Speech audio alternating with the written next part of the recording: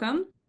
You've made it to our April Network Café, which is the most exciting one of the year. Meet the New Hampshire Food and Agriculture Strategic Plan. And this is our last one, part of our Network Café series of this year. So this is a big momentous occasion. For those of you who don't know me, I'm Colleen Jennings. I'm the network coordinator for the New Hampshire Food Alliance. We always like to start things off with some introductions. So now you know me, I want to know you. Put your name in the chat, your affiliation, whatever you want to share about yourself, and start connecting with folks in the chat. There are 37 people here and counting. A lot of people you can get to know that way, and definitely later on in the time together as we do some connecting later. While you do that, I'm going to talk a little bit about who we are here at the New Hampshire Food Alliance. Go to the next slide, Nicole. We're the New Hampshire Food Alliance, whereas I'm one of a small team of people who makes up our staff, but we coordinate together a network of people, businesses, organizations, and communities that are all working together to build a strong and viable and resilient food system here in the Granite State. So us and all of these organizations that you see on this slide and many more, there's over 200 organizations part of our network that work across all different areas of the food system, but we're all working towards the same goal, is working towards a food system that works for all here in our wonderful state. And through our work, we do a myriad of different things, different gatherings and networking events, and one of them is events like this, our Network Café series. You can go to the next slide. Which is, we have these on the first Friday of each month, and they're just a really casual space for people to come and learn about a variety of food system topics that are really top of mind for us right now, things that we're kind of dealing with at the moment, or exciting things that have happened and that we want to share with a larger audience. So these Network Cafe series are for everybody. They're really inclusive opportunities for learning and growing together in our food systems work. And if you want to know a little bit more about what you can expect from us during this time and what we're expecting of you, take a look at our agenda and take a look at the community agreements, and that'll kind of give you a good idea of what you can expect if this is your first time joining a Network Cafe.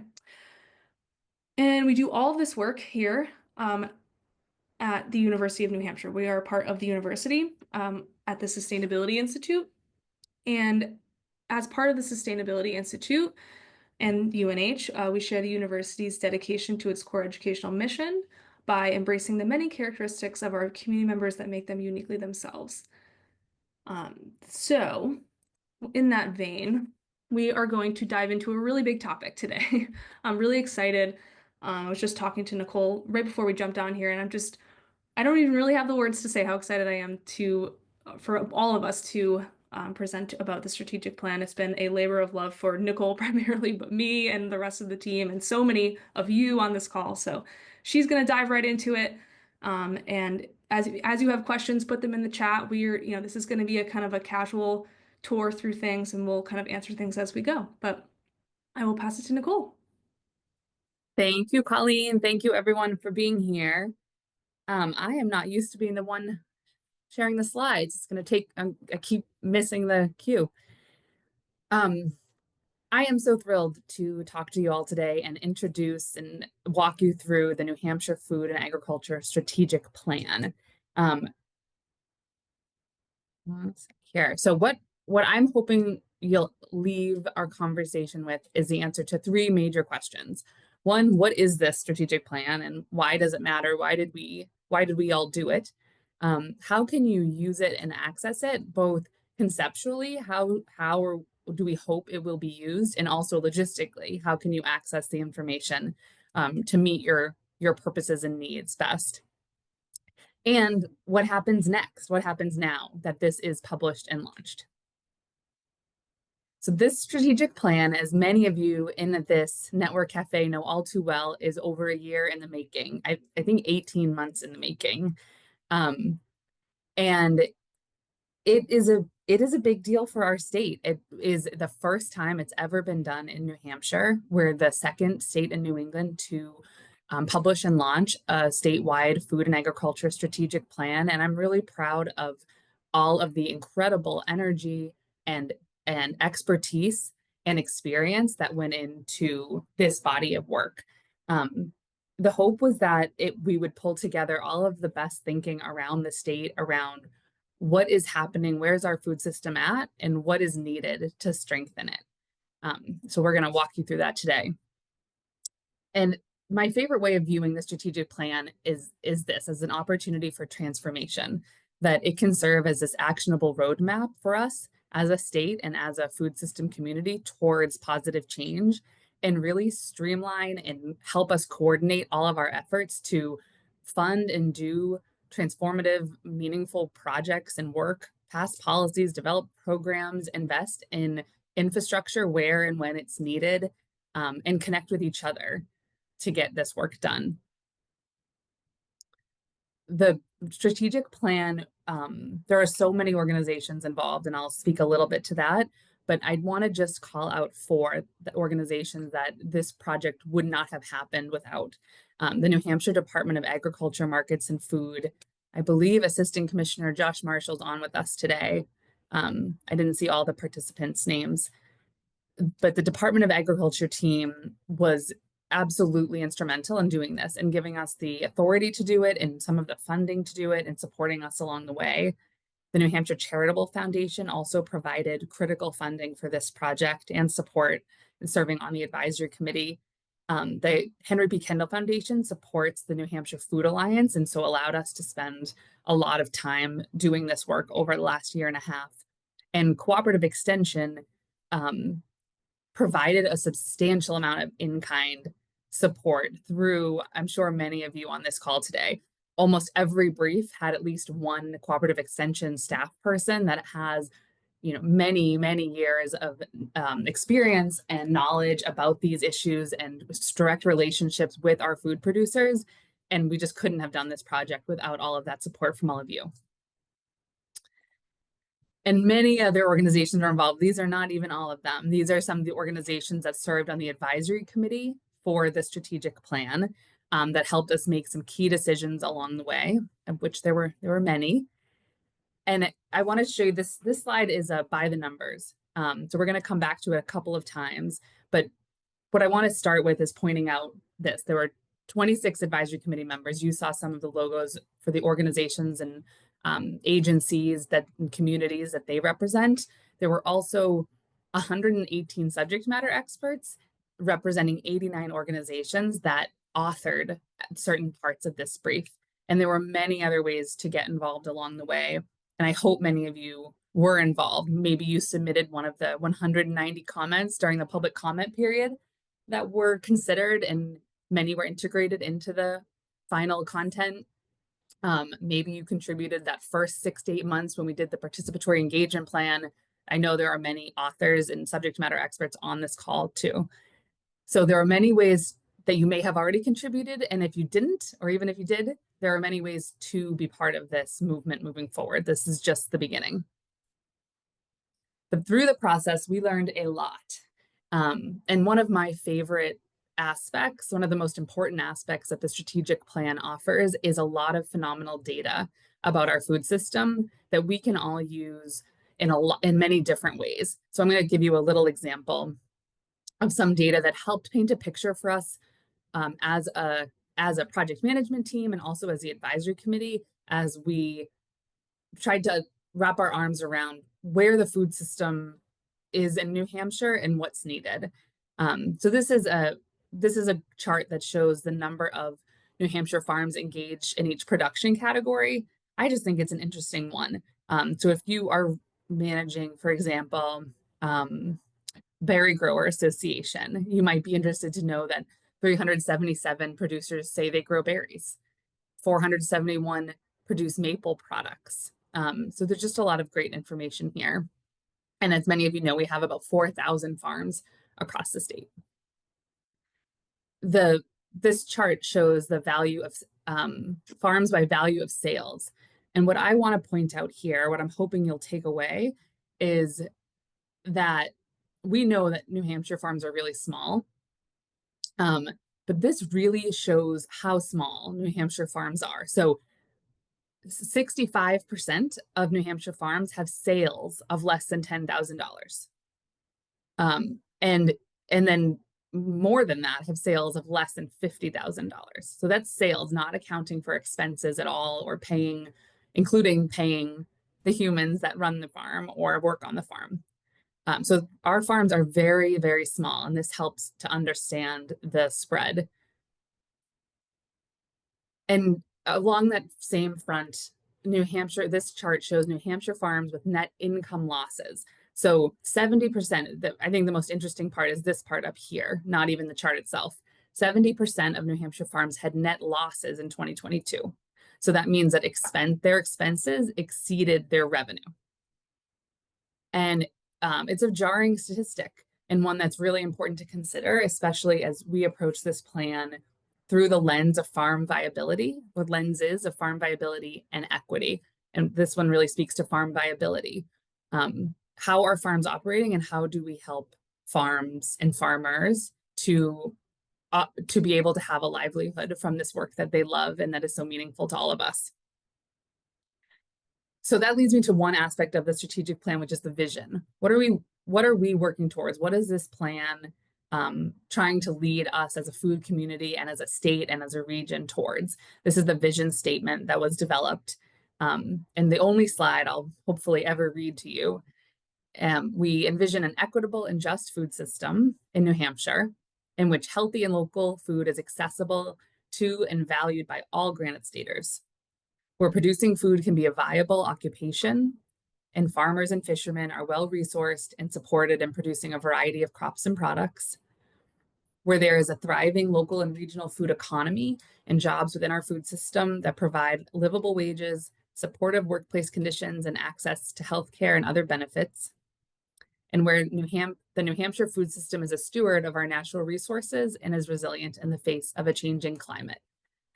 And so later, when I show you the online interactive website, you're going to see that the goals, what we call goals in the strategic plan, these are fragments of this vision statement. And we've tried to tie the content together through using those as threads. Colleen, are there questions? I just want to give you a chance to stop me. No, okay.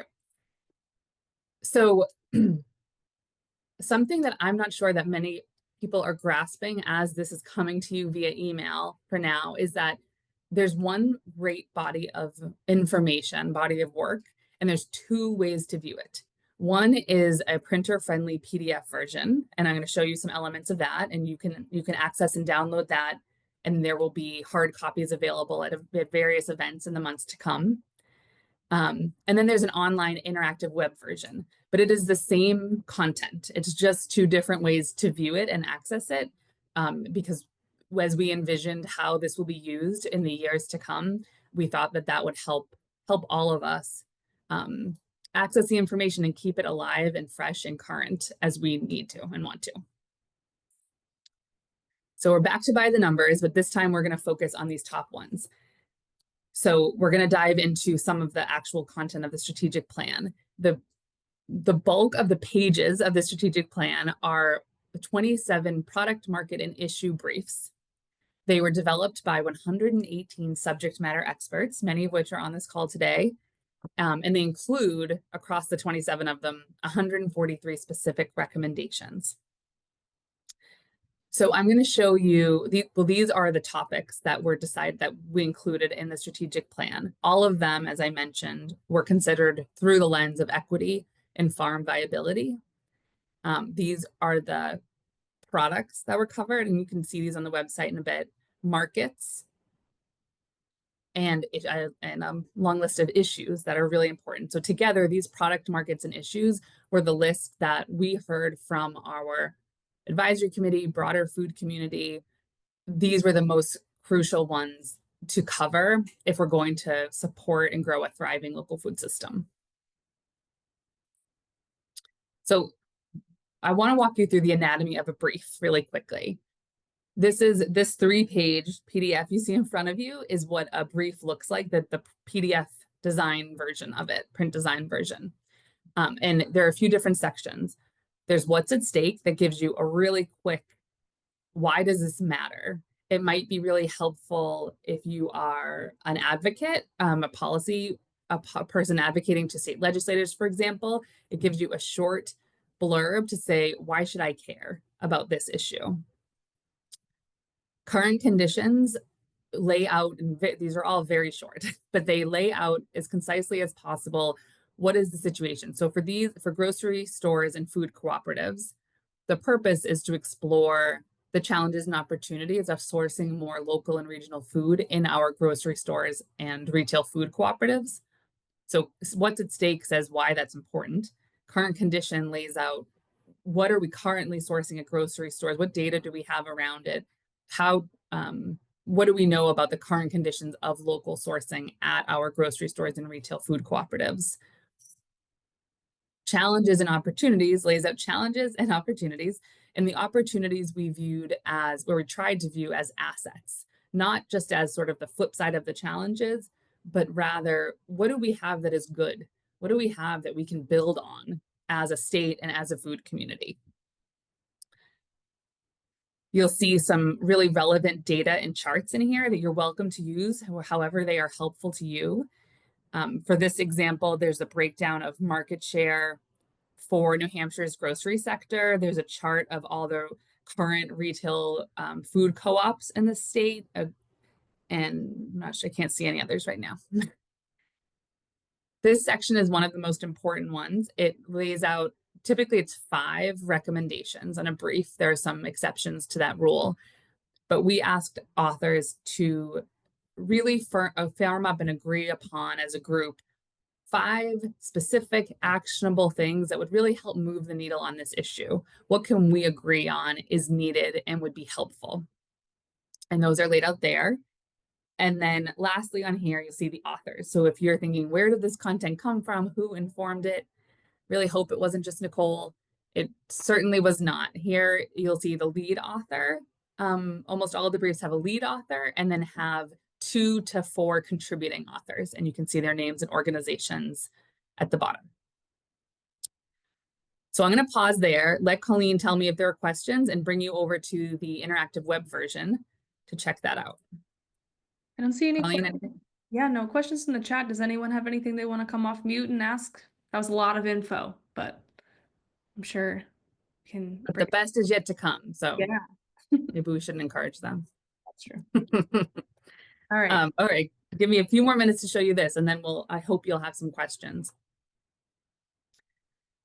So again, this is going to be the same content, but there's some differences. So if this is the New Hampshire Food Alliance website, and right here you'll see the New Hampshire Food and Agriculture Strategic Plan, and there are a number of menu options to go to.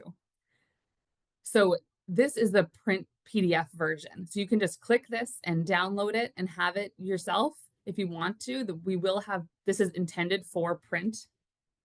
Oh, my computer is just going a little slow. So here's the lovely print version. And the way I like to think of this, the way we've come to think of this content is the sort of opening pages, which lay out the timeline and process. How was this developed? What do we mean by lens of equity and how is that implemented? What do we mean by lens of farm viability and how is that implemented? And then the vision and goals we've talked about, the list of briefs and themes we heard come up again and again. And we'll talk about the organizational directory in a bit. And then you have all of the briefs in there. So you can look this over if you want, but this is the print PDF version and it's 143-page glory. Back to the web version. I'm gonna, let's see, I'm gonna show you. So here are some great charts that you might use to understand the New Hampshire food system or to advocate for your work or justify projects you want to do. There's many ways that we hope that this information will be used. So here are some employment, food system employment data, agricultural sales, seafood sales and fishery landings, etc. You can play around there. And then we can dig into the plan. So the vision and goals, I'm gonna show you this part. So we already talked about the vision statement. And then I mentioned the goals. So the goals pull out key fragments, sentiments within that vision statement. And then what we did was we tried to lay out here are the briefs where you'll really see that come front and center. So you can the goal with the dynamic interactive website is that all of this content is connected, and we tried to lay it out in a way that you could access it for whatever you needed in a variety of ways. So there are many ways in. So healthy and local food access, it's really nutrition access and security is where that one comes up most heavily, but it's in many of the others as well. Food products, so on and on. I won't go through them all. The briefs are laid out right here. And this gives a shorter version of what I just did with the anatomy of a brief. What are the sections? And then you can check out each brief. So say you wanted to do, let's see, fruit and vegetables. This is the same content. This is a PDF. If you wanted the PDF, if you want to print it and bring it somewhere, print it. And if you're teaching a class at the university, perhaps you want to print it and bring it for your students or assign it. You can do that right here, just the 3 to 4 page brief. But the same content is right here, as is the data. And then at the bottom, there's a little bonus bit of information, and that is organizations working on this issue. So I'm going to make it a little bigger. So this is one example in fruit and veg, which is a really tricky brief to lay out organizations working on this issue because it's a very broad one. But all of the briefs have a list of organizations working on this issue towards the bottom. And if your organization or your program, if you want to see it on there, but it's missing, you can just fill out this form right here and let us know, and we will make sure to get you added. The authors are also down here. And references. The print version of the briefs do not have references, the footnotes on there, but we did include them on the web version, so you know. All right, now this is the fun. I think this is the most exciting part. So all of those briefs, 27 briefs, have a total of 143 recommendations. So of course you can see those through the brief pages if you wanted, but you can also skip right to the action of the next steps if that's where your mind goes. And so these are all of the recommendations, all 143, and there are ways to filter, sort, and get to what is helpful to you. So I'll do a little demo here. So you might be, is Representative Bixby on this call, Colleen? No, okay. I'm going to use him as an example. Maybe you're a state legislator, maybe you're Representative Peter Bixby, and you want to see, what policies and regulation changes were proposed in the strategic plan. Perhaps it's coming into the fall and you're thinking, well, what do I want to propose for the next legislative session? And you'd like some ideas that are backed in many of the experts across our state. So you could just look at the policy ones, and there are a lot. There are, I don't know, a bunch here, a couple pages of them, maybe a little overwhelming. Representative Bixby is really interested in natural resource conservation. And so maybe he wants to sort by the goal, natural resources, and see if that narrows it down a bit more for him. And it does. So there's 5 policy recommendations from the New Hampshire Food and Ag Strategic Plan that are both focused on strengthening our food system and on natural resources conservation. And so he might then scan through and say, establish a food recovery and diversion working group. That's interesting. Let me take a look. And if you click on it, you can see, a longer couple sentences about what the vision is there from the authors. And if you're craving more context and, maybe he wants to move this forward, but has some questions or needs some help to frame it in a really powerful data-based way, then you can go right over to the wasted food brief where it's from.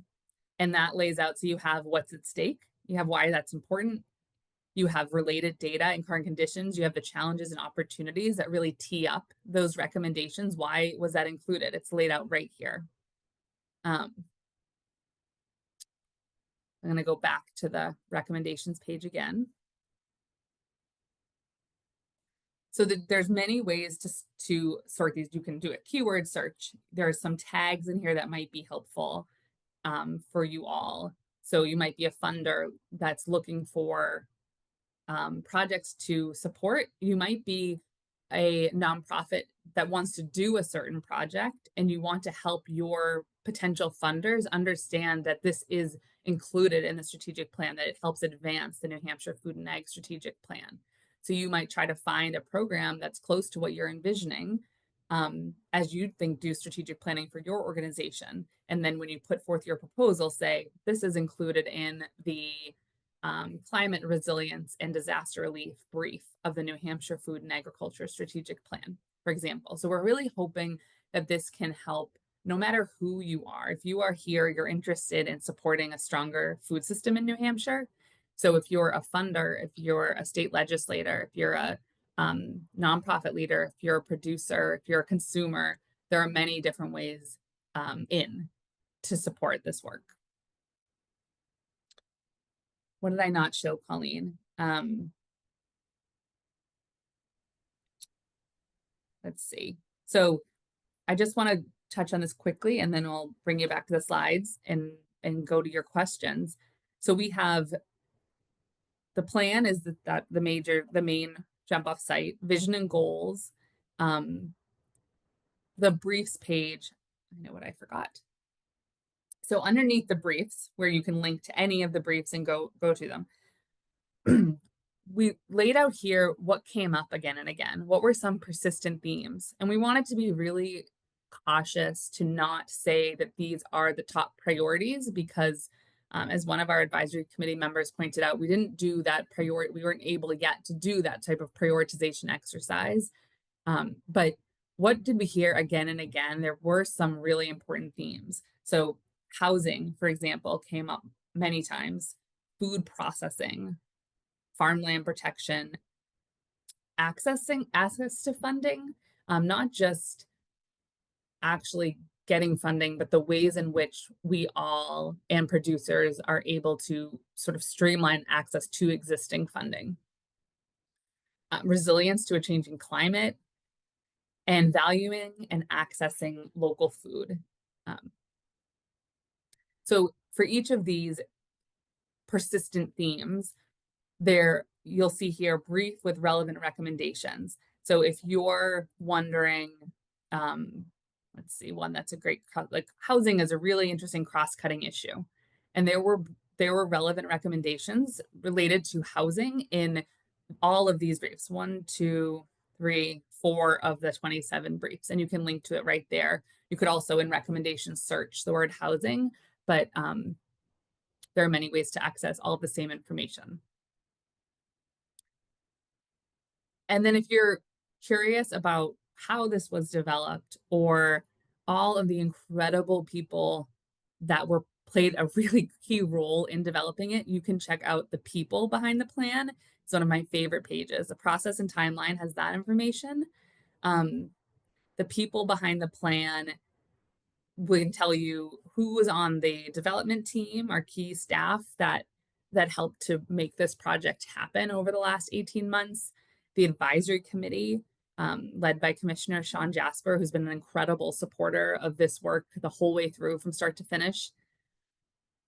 And then all of the brief authors, 118 of them, you're wondering who they are. They're listed in the bottom of those briefs. They're also here. So you can take a look and see all the faces and names behind the strategic plan. And if you're wondering about who those people are and what they represent in the food system in terms of geography, in terms of race, in terms of gender identity, and many other variables, there's some of that information is here to help provide transparency around who was involved in the creation of this plan.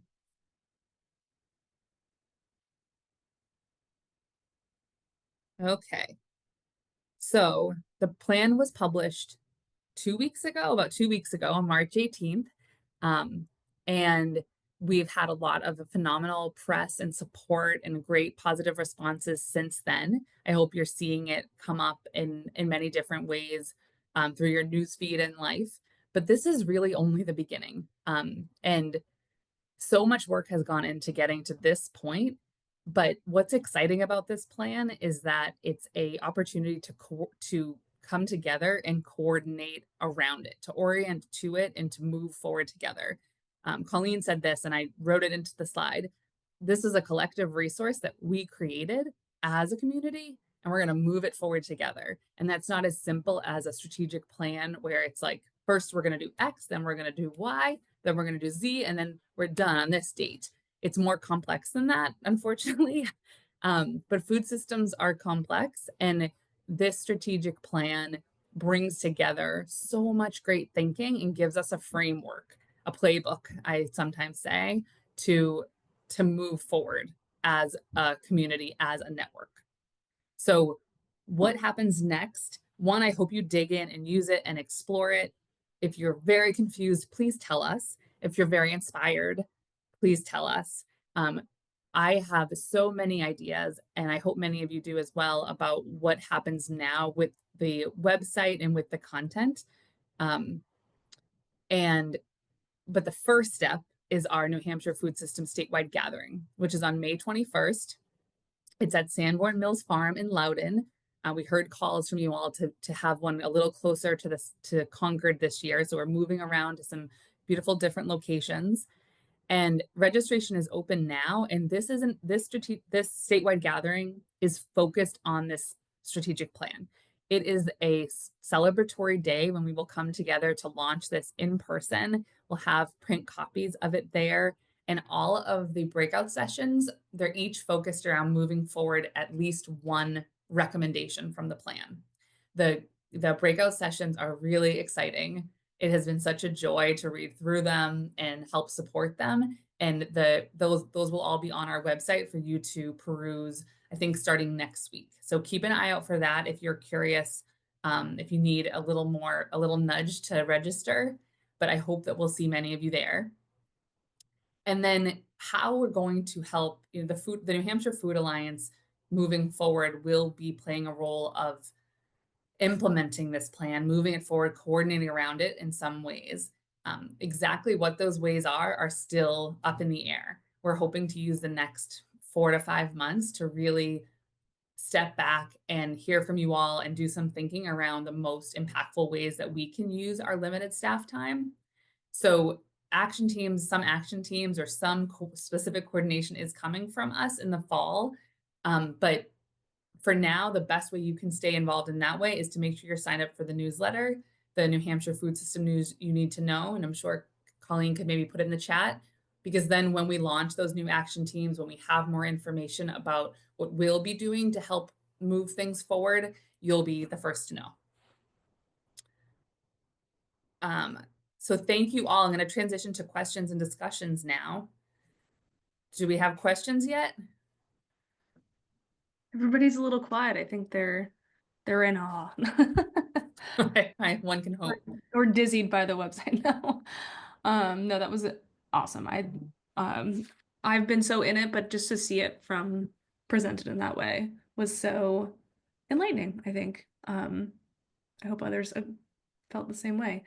Yeah, if folks have questions, feel free to raise your hand, come off mute, ask a question, or even just share something that maybe you found interesting. As Nicole said, it's been out for a couple weeks, so hopefully you dove right in and have it, a copy printed by your bedside and are doing some reading and like me. But yeah, if there's things that people want to discuss. Oh, Jamie's got a great question. Can you say more about the breakout sessions coming up at the statewide gathering? Yeah, Colleen, maybe you'll help me say more about them. So the statewide gathering is, if you haven't been before, we all come together. There's about usually 150 to 200 people there. There's a lot of open time that it's not very rushed, but the breakout sessions, there will be 8 or 9 breakout sessions throughout the day. 2 opportunities to do 2 different sections and then 4 or so sessions for each option. And maybe we'll say one of our favorite ones, Colleen, each, Okay. um, or a couple. You wanna go first? Sure. This is top of mind because I was just emailing about it with my good friends Sarah Reitzman and Teresa Walker, who maybe are on here. We're doing a follow-up from our previous Network Cafe in March, our housing and agriculture and food system um, network cafe that we did, and we're gonna kind of take it that next step further, invite some really exciting folks that are working at that intersection of housing and ag. They're actually doing specific projects, um, with different strategies to kind of strike that balance and create housing and also set aside land for food production or inspire more food production. So the three of us are working really hard to get some really fascinating people who've done some really, really exciting projects and work to come and talk about it and also answer questions and workshop with others who are interested in doing projects like that so we can do more of them. So that is one I'm excited about. Alright, I thought of one. That's a great so this is I'm pulling up the recommendation that the Mhm. one I'm thinking of is focused around. So this is one of the wasted food recommendations. It's to replicate the Composting Association of Vermont's program on farms. So the CAV, as it's called, has a really strong on-farm community composting program where they've supported on-farm community composting operations as a way to reduce organic matter going into landfills and to provide a new revenue source and source of organic matter to to small farms. And I'm not very familiar with how exactly they do that and the toolkits and grants and technical assistance they provide. But Paige Wilson um, with New Hampshire Department of um, Environmental Services is working with them and bringing them in to help us learn about what they do, how they've done it, and help us as a state think about how to replicate that. Do we work with them to expand their program? Do we need to create a similar program? So it's what I'm calling a learn together session. Let's learn from them first and then figure out how we begin to replicate that. Another session that I'm excited about is Anton Beckerman, who's the director of the New Hampshire Agricultural Experiment Station, which is at the University of New Hampshire. I've learned more about him and his work and the Ag Experiment Station's work over the last couple years. And I thought that it's a really important opportunity for us all to understand what the Ag Experiment Station does and to have him help us do some synthesis of the research related recommendations in the plan. So he's going to come to a New Hampshire Ag Experiment Station 101. What is it? How does it work? How are research decisions made related to food and agriculture at the University of New Hampshire? Um, and how do we influence that? And what research recommendations came through in the strategic plan? There are many, and you can filter on the recommendations page if you want and see them. Um, there are many, and we asked him for some help, sort of wrapping our minds around the research recommendations put forth and how we might begin to make them happen. So that's one of the other sessions.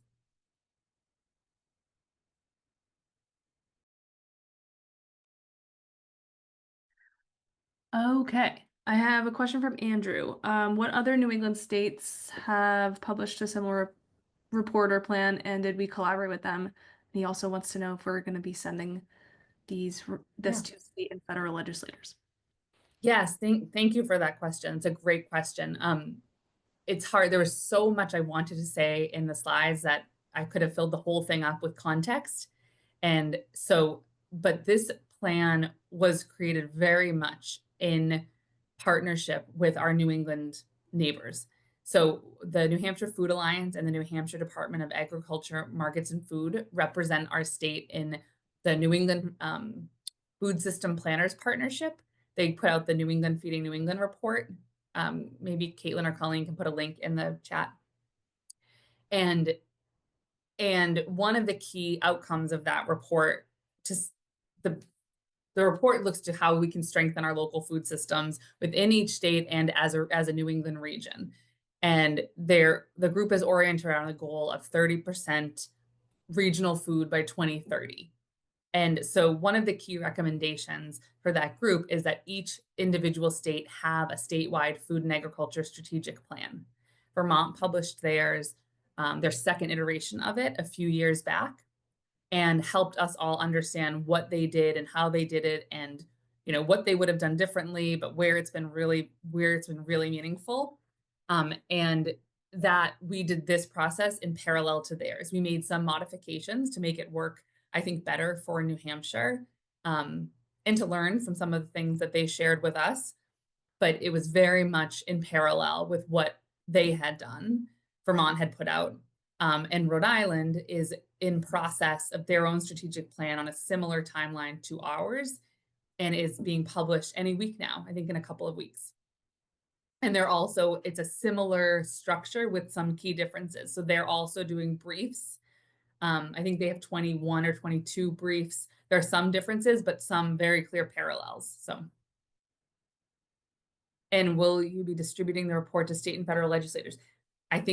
Yes, we will. Colleen, do you want to speak to that?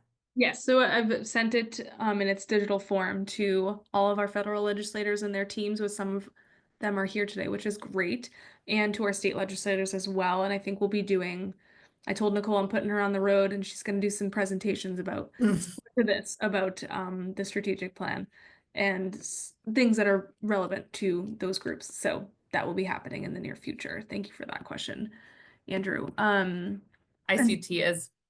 Yes, you want to answer Tia's question? Yeah, so Tia asked, are you prioritizing the implementation of any of the specific recommendations? So you did not miss that, Tia. We did not answer that. The the publication of the plan includes all of the recommendations, 143. We tried to call out some persistent themes that we heard again and again as I showed, but at this point, no, we are not prioritizing the implementation of any specific recommendations. I think Caitlin Porter, one of my teammates here, said this as we were trying to think about how to prioritize. She said, the beauty of this thing is that we don't have to prioritize, that there are hundreds. There are, on the organizational directory that's part of the plan, there are 374 organizations listed. There are over 200 organizations in the Food Alliance network. One of them is Cooperative Extension, which has so many incredible staff people. So there are so many people and organizations and communities and businesses doing this work, and they all have different pieces of the puzzle. So I don't think that the next phase is as simple as prioritizing certain recommendations. I think it's the Food Alliance's priority is coordinating our complex network and community to understand who's doing what, where are there major gaps, and how can this information help us move some of these forward as we're able to, as we're in positions to propose projects, propose policy changes, to invest in certain organizations. This can help each of us prioritize based on what we are excited about or able to do. And I hope that that's a start to the end. I know that's not a perfect answer, but. Tia is satisfied with that answer. Great. Great. Any other questions from folks? Or again, I think we really wanted to leave a lot of time at the end of this Network Cafe, maybe more than usual, to hear from you all. And we know it's a big body of work, but this is what it's about. It's not just a thing for us to put out into the world and force it upon you. It's something that we'd want you all to be responding to. Jennifer has a great comment in the chat. In Wilton, they tried to calculate how many acres of farms we need to feed our population of 3,800 people. It was part of a discussion by the Conservation Commission as we prioritize high-value farm soils. Yeah, she lands on the Conservation Commission. So the Conservation Commissions are very much a key part, I think, of our network. And I can't give you any specific numbers on how many Conservation Commissions were involved, but absolutely echo the critical role that they play in all of this work. And I'm going to hop to Cheryl's question. he'll ask, what is your current estimation regarding future USDA funding that might be needed to help this effort? And I do not have a good answer to that. We have not yet done that kind of calculation, but it's a really interesting question. Do you foresee some new dedicated sources of funding for plan implementation?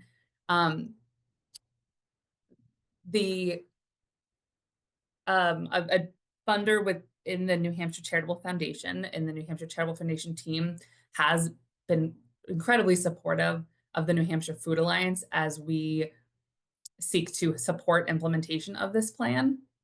I don't, for if you're getting at, is there going to be sort of a pot of funds to implement this? I don't think that has not been discussed. That would be lovely. Um, I I think it's a little bit more nuanced than that, and that the funders and donors that I know that are really passionate about food systems issues and the many tangential connected issues to food systems are, we're supporting us in putting this out or looking to it as a resource.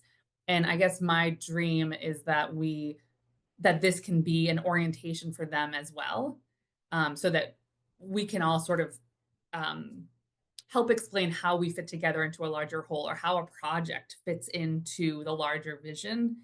But no, I don't see. I'll say that would be great. I don't foresee that happening anytime soon, but it's something to think on and try to make happen. Jamie.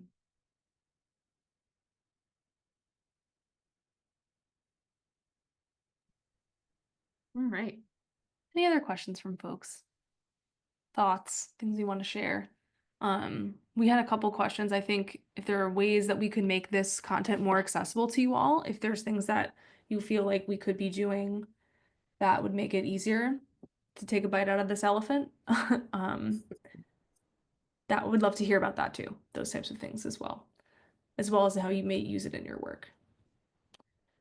Will there be a bank that farmers can pull from to make their season equitable? That's an interesting question. Do you want to clarify that question a little bit, Patrick? You can hop off mute and add some specifics. Or you can just chat. I put more in the chat if you'd like. But yeah, I do need a little clarification. Well, I was thinking more of, can you hear me? Yes, we can hear you. Okay, great. I was thinking more of for family farms and larger farms. I know farming is a gamble. It is not guaranteed that you put down seeds in the ground, you are going to get an adequate outcome. However, to balance all of that so it doesn't become such a loss year after year, I guess is the question. And behind that question is the fact that the younger generations, the children, are watching what their parents go through and have to, how hard it may be to balance. And it may dampen their spirit to want to continue farming in the future. So, how do we, is there a way to say farming is good? Farming is a way to feed, but also is a way to sustain yourself that does not put you behind the eight ball. Something adequately to that. Yeah, I would love to speak to that, Patrick. Thank you for that question. Um, I would direct you to, I mean, that is a big and hard question. So I'll say that. I would direct you for the content in the strategic plan to the supporting future and beginning farmers brief. I'm happy to show it if that would be helpful. But there is a brief focused on supporting beginning farmers and future farmers. And the subject matter expert team did a phenomenal job with it. There's also a brief focused on food and agricultural literacy, early childhood food and ag literacy, which is less focused on potential future farmers, but more focused on a more just a little bit more broadly about food and agricultural issues. And I think both of those, there's some content in there that you'll find speaks to your concerns. And then I just want to hop to, do you want to add something, Colleen? Yeah, I think well, it just makes me think of the another statewide gathering session is that we highlighted that broad issue of particularly agricultural education in our state and what is the status of that and how can we improve and get more kids involved in on those career paths and get them interested and feel supported. So that will be a session that we're going to host with the career and technical education folks in the state. I'd met with them yesterday. They like blew me away. So interesting and prepared. So that is something that is top of mind and I think will be addressed at the gathering. So You're be right. I'm excited about that session too. That's a really great good. favorite. Yeah. I want to respond to Jennifer's comment or question about assigning a recommendation to project teams. So I think that when someone asked about prioritizing, I think there's a few like we's here. There's the New Hampshire Food Alliance. So we have, we're like 3.5 full-time equivalents. We're a small team and with limited capacity, but we also we have the larger we have the network. And so what the Food Alliance is going to do is create action teams. And I think when you say project teams, that's what we typically call them, as an action team. And so with limited capacity, we can't have 143 of those, but we can host a handful of those. And that is absolutely happening. We're trying to pause and hear from folks and really like take a minute to enjoy and learn from the statewide gathering before we make decisions about what those action teams will be moving forward.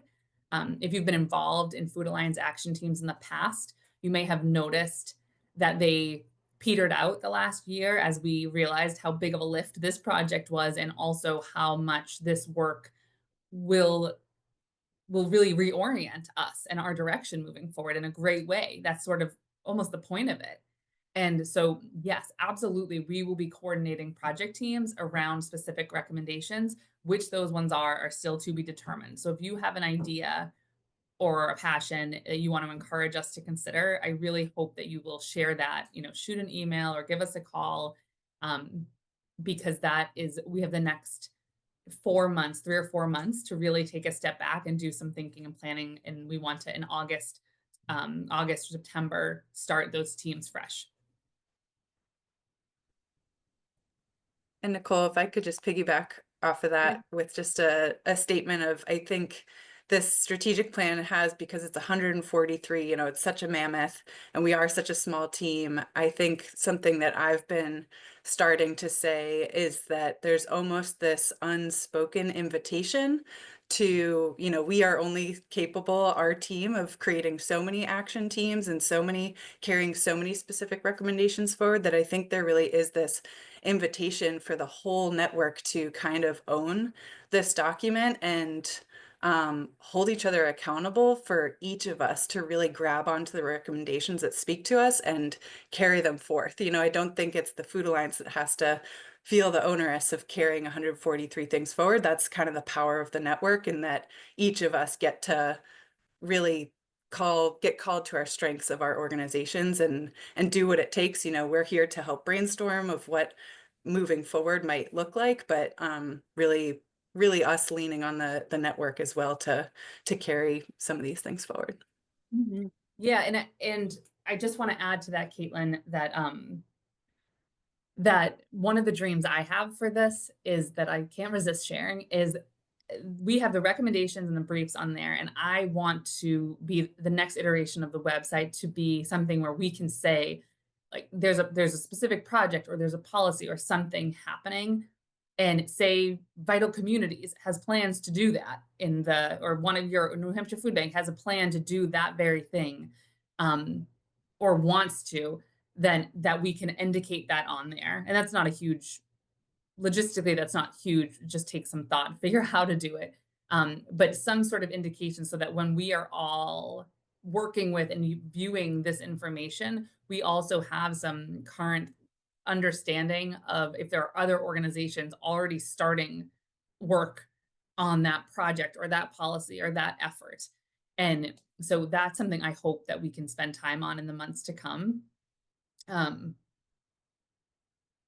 And Deborah has a question or comment about community gardens and educational sessions, how to encourage community gardening. So there is a home and community gardening brief. The joke in my life right now is that it's really hard to have any kind of conversation with me without me saying there's a brief for that, so there is a home and community garden brief. So I encourage you, Deborah, to check that out and see what they recommended. And I think that this brings up a really good point that maybe we can think about when others have new ideas or something they want to add. How do we take in that information? And that's a whole other, we'll start to think about that.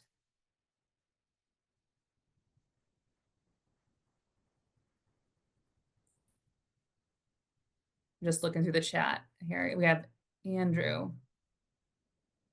Thanks, Deborah, for the thumbs up.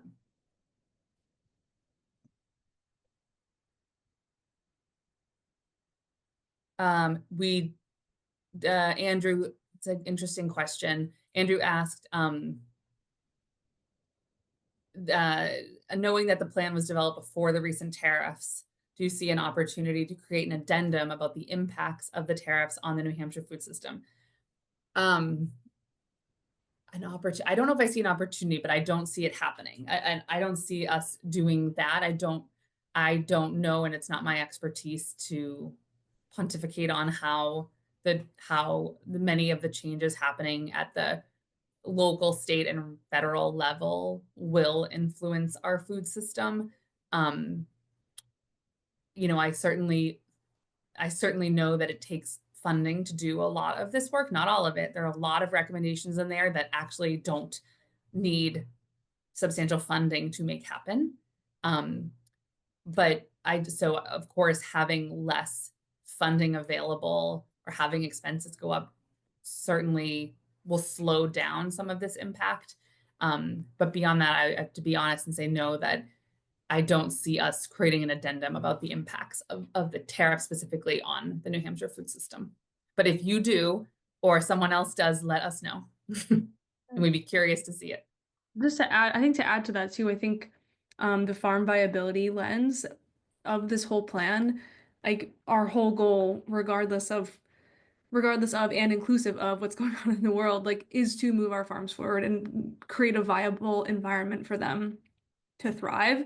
And that's going to be in the face of many different things as the world turns. So I think that the work that's laid out in the plan will be able to be done and be as responsive as it needs to be to the things that are happening. So that's my positive view of that question. We got some more questions. Yeah, I'm going to answer one more, I think, and then we're very serious about ending on time here. So we only have a couple more minutes. Patrick asked, will there be a call team for farm assistance when a climate emergency happens? And I do want to say that the climate resilience and disaster relief brief, of which there are authors on this call today, is a really fantastic place to look. And there's already been, since that brief was written, a lot of progress in our state on that issue, to help us be prepared in advance before there is a natural disaster, so that we can support each other and our farms in that situation. So I'll just defer you to that brief for now. And if you, Patrick, are curious to hear more, I can send you some information. All right. I think we should wrap it up. That was so thank you so much for being here, for all of your questions. And I just want to say, seeing your names and some of your faces, so many of you on this call, I can't start to name names because there's too many of you on this call that served as advisory committee members, as authors, as key cheerleaders throughout the process as we tried to figure this out. As staff people, I mean, all of so many of you on this call were involved, and if you weren't, that doesn't mean you should not be part of its future. So thank you all for being here, for making this happen. I'm really proud of our state, and I feel like this is a huge milestone that we're going to look back on with some time and space of us being able to work better together and make some real progress on supporting our farms and food producers. Right. Well, that'll be it for us. Everyone enjoy their weekend. You know where to find us if you have questions or you're super inspired and want to reach out. And we will see you all soon, hopefully at the statewide gathering. Have a great rest of the day. Oh my gosh, you see That's Jennifer's very comment? nice. Special place in heaven for you. We're going to quote you on that. Thank you, everyone. Take care, everyone.